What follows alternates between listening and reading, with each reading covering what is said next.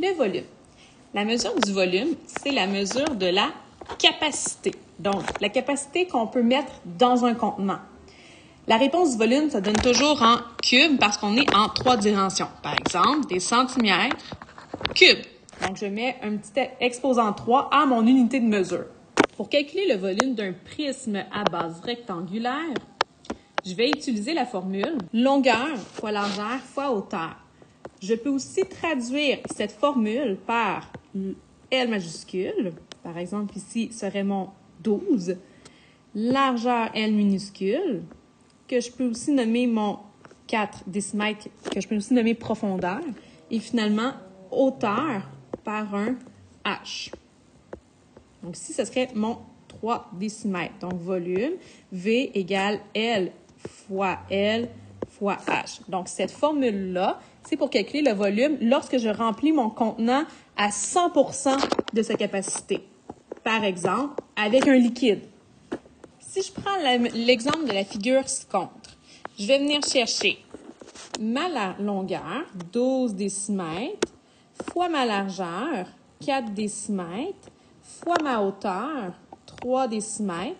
Je réécris V égale, j'y vais 1 à la fois, 12 fois 4, 48. Je réécris mon fois 3 et finalement, 48 fois 3, 144. J'étais en décimètres dans toutes mes mesures, donc je m'étais assurée avant pour devoir faire mes conversions avant de calculer le volume. J'obtiens donc des décimètres et on se souvient que j'étais en cubes, donc 144 décimètres cubes et la capacité pleine de ce contenant. Il faut faire attention.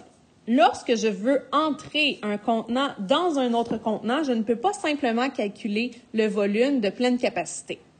Si je prends l'exemple du petit livre ici que je veux rentrer dans ma boîte, évidemment, il va falloir que je prenne connaissance de ces mesures parce que mon livre ne peut pas changer de forme comme le fait un volume pour s'adapter à la boîte.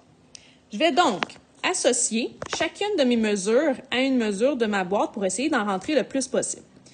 Par exemple, ici, je vais essayer de rentrer ma hauteur en hauteur. Ensuite, je vais aller ma petite largeur avec ma longueur et finalement ma longueur avec ma largeur. Pour trouver combien de fois mon livre ou ma forme ici rentre dans mon contenant, je vais dire 2,5 fois rentre combien de fois dans 3? Donc, 2,5 fois, il rentre une seule fois. Même s'il reste de la place, il rentre juste une fois.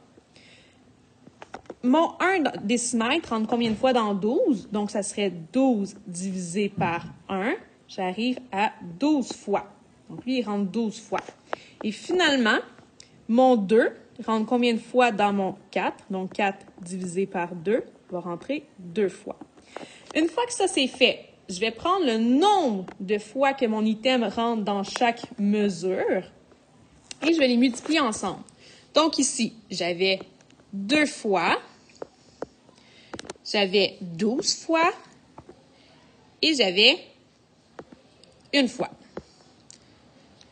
Je multiplie tout ça. Donc, par exemple, ici, j'en ai 12 en longueur qui rentrent, fois 1 en hauteur, fois 2 en largeur. Je vais donc obtenir 24 petits manuels comme ça qui vont rentrer dans ma boîte. Donc voilà, il faut vraiment faire attention si on calcule une capacité à 100% ou si on veut entrer des prismes dans un autre prisme.